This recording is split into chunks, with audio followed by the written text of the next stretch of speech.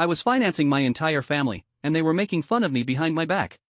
My name is Wendell, and I'm a 33-year-old man working as a software systems architect in a mid-sized tech firm based in Milwaukee. I never imagined I'd be sharing my personal life like this, but something happened not long ago that upended my entire understanding of my family and of myself. I'm using a temporary account for privacy, but what I'm about to share is very real, and it's weighed heavily on me for months. To understand the full picture, I need to rewind a little. I grew up in New Haven, a working-class town in Indiana.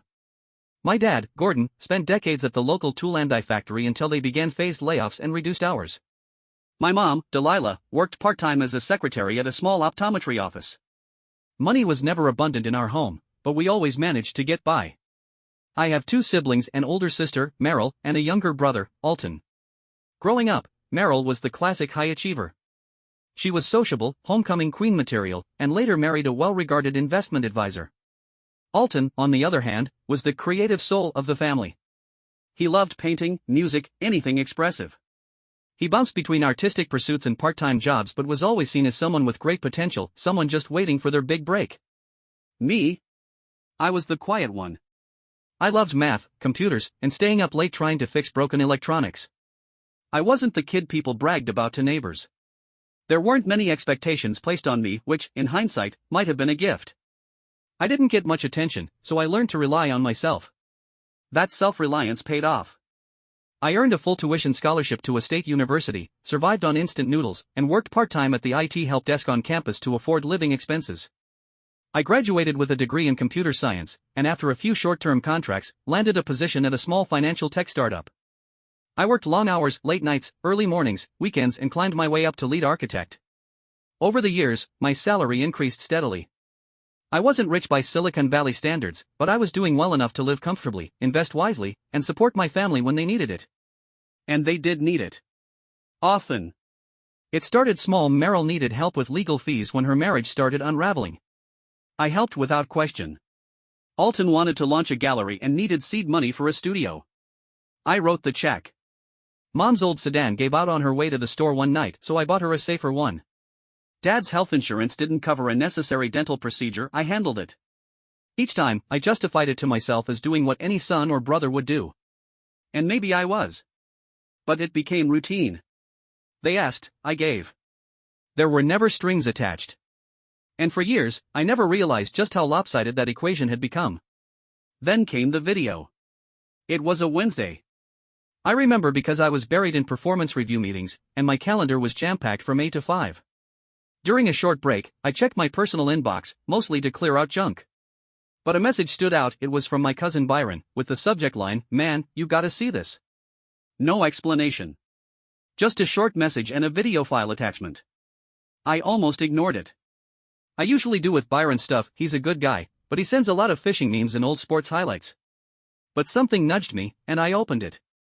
It was 47 seconds long. The moment it started, my stomach twisted.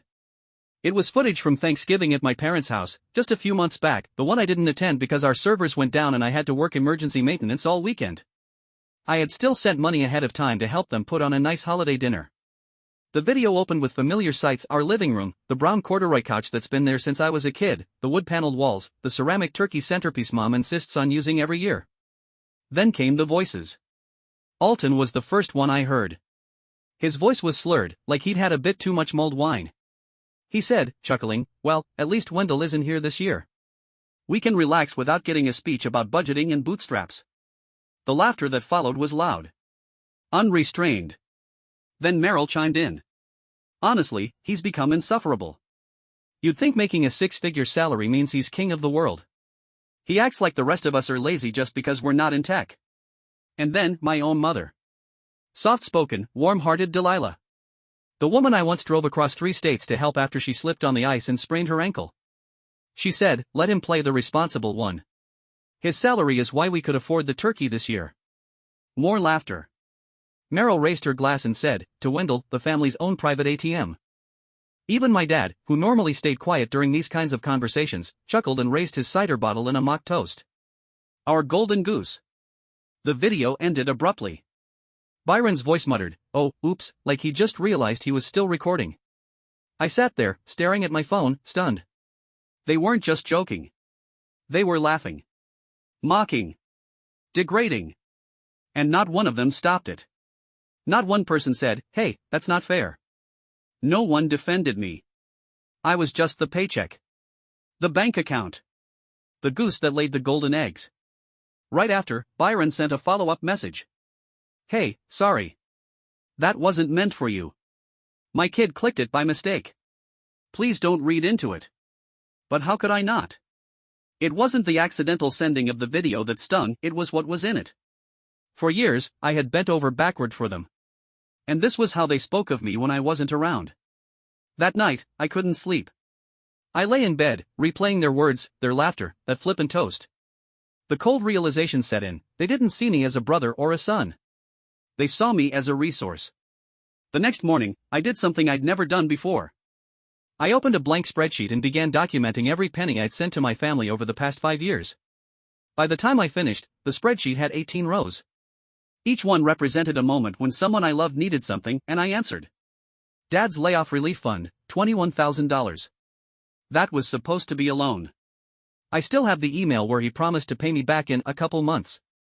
That was over 3 years ago. Mom's new car, $26,800. She called crying, saying her brakes were acting up and she was afraid to drive. The next day, she posted pictures on social media with the caption, "Feeling thankful for new beginnings." She never mentioned who paid for it. Alton's art studio setup, $114,200. That includes $900 per month rent for a studio loft in a refurbished warehouse downtown. Just until the art starts selling, he'd said. That was nearly 4 years ago. Meryl's divorce attorney, $97,000. She said she was in danger and needed to get out quickly. I believed her. Later, I found out from Byron that her husband had discovered her affair with a coworker at her firm. Max's, Meryl's son's, private school tuition, $18,000 per year. I covered 3 years.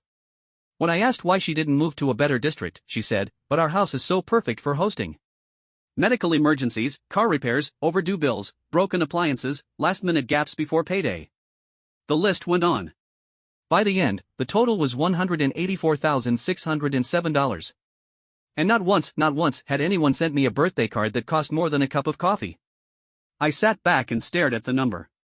That money could have gone toward my retirement. Or the down payment on my dream home near the lake. Or seed capital for the small side project I'd been brainstorming, a cybersecurity service for nonprofits. Instead, I was living in a one-bedroom apartment I didn't even like, driving a 6-year-old sedan with hail dents in the hood, meal prepping the same baked chicken and brown rice every Sunday night. The next morning, right on cue, I got a message from Mom. "Hi sweetheart, when you get a chance, can you give me a ring? Dad's car's transmission is out. The mechanic says it'll be about $2,600. Love you." There was no "how are you doing?" No "hope work is going okay." Just the ask. And this time, for the first time, I didn't respond. Instead, I turned my phone face down on my desk, muted the family group chat, and started my day like nothing had happened. But inside me? Something had shifted. 3 days passed. I received 9 missed calls. 3 from Mom. 2 from Dad. 1 from Meryl. And 3 from Alton. None of them left voicemails. I knew exactly what they wanted. It took me a week to find the words. But eventually, I opened a new email account and wrote the following message. To everyone.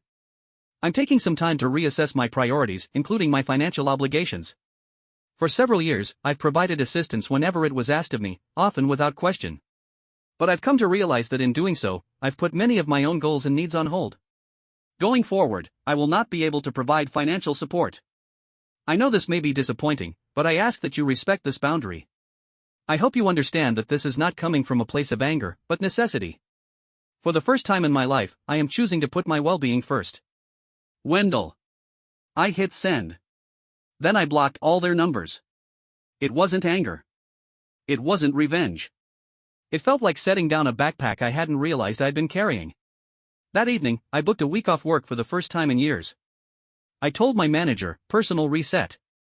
Something I should have done ages ago. He nodded. You've earned it. I found a quiet cabin up in the Upper Peninsula, no Wi-Fi, limited cell service, with fireplace, and a view of a frozen lake that looked like it belonged on a postcard. The silence was disarming at first. But then, comforting. I brought a few books, went on daily hikes, made simple meals with fresh ingredients from the general store. I journaled, meditated, and for the first time in a decade, truly rested. But just when I began to feel like I could breathe again, Alton showed up. I was returning to the cabin from a short supply run when I saw a familiar beat-up pickup truck idling by the side of the road. Leaning against it was Alton, arms crossed, looking tired, scruffy, and out of place in the snow-covered woods. "What are you doing here?" I asked, genuinely stunned. "You weren't answering your phone," he said. "Mom's been crying. We've been worried." I was too stunned to even ask how he found me. Eventually, he admitted that Byron had let it slip that I was up north. "We need you, man," he said. "Dad's car still isn't fixed, and the rent on my studio's overdue again. I might get kicked out." I exhaled slowly, setting my grocery bag down on the hood of my car. "And you came all this way, to tell me that? You can't just walk away from your family like this," he said. "We're your people." I looked him dead in the eyes. "No. You're not my people. You're my dependents.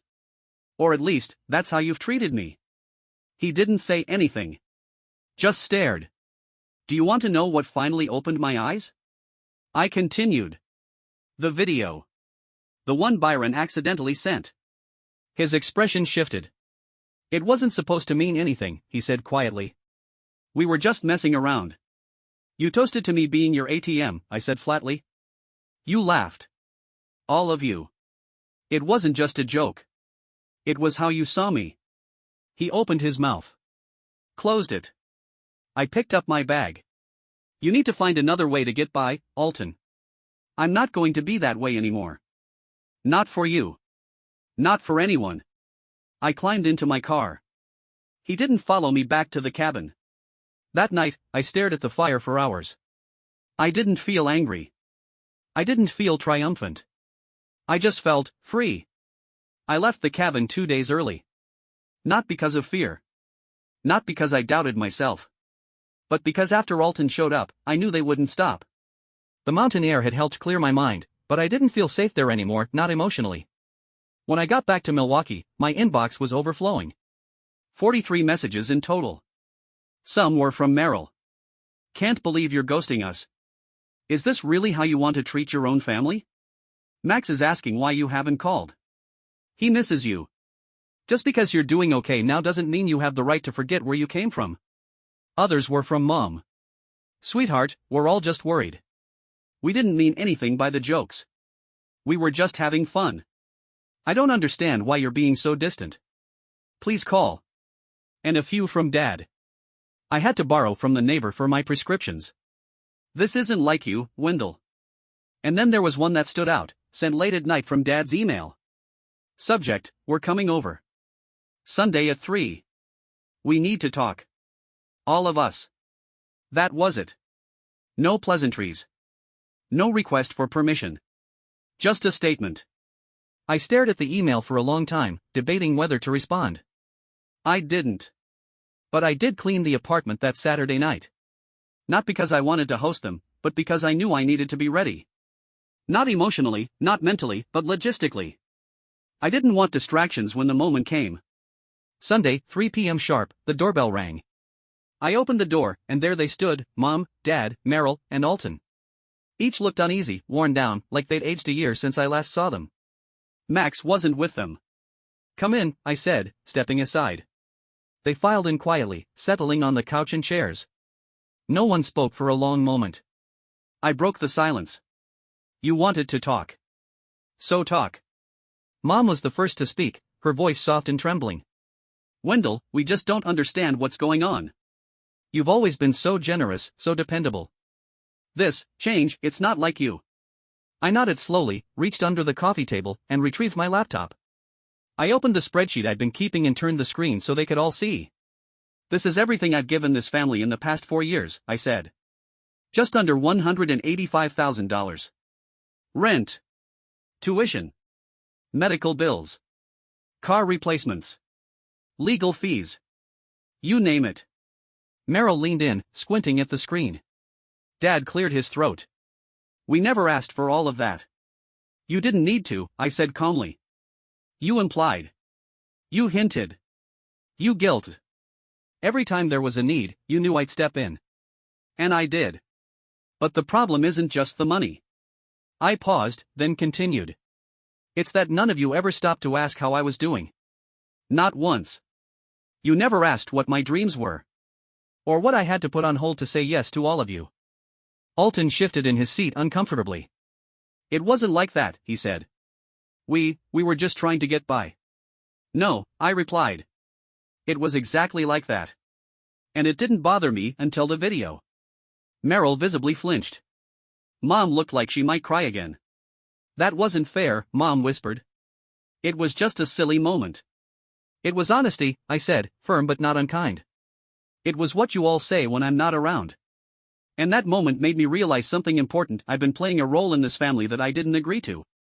I've been the fixer, the funder, the fallback. You've been a part of this family, Dad said. No. I've been a financial plan, I replied. You said it yourselves. Your words. Not mine. I turned the laptop back toward me and closed it. So here's what's going to happen, I said. The financial support is over. Completely. If there's an emergency, there are public programs. There are friends. There are jobs. You'll figure it out. Just like I did. The room was silent. Meryl spoke next. So, that's it? You're cutting us off? I'm setting a boundary, I said. A healthy one. And if you want a relationship with me going forward, it has to be based on mutual respect, not access to my bank account. Alton looked at the floor. I can't afford my studio without your help.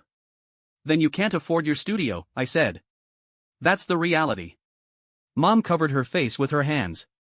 Dad stared at the wall behind me. Meryl opened her mouth, but I held up my hand. This isn't a debate, I said. I've made my decision. If you can accept that, we can rebuild. Slowly. If not, then this is where we part ways. After a long pause, Dad nodded. I didn't raise you to be this assertive, he said quietly. But I'm proud that you've learned to be. Mom gave a weak smile. We didn't mean to take you for granted. You did, I said. But now we all know it. And we can choose to move forward, or not.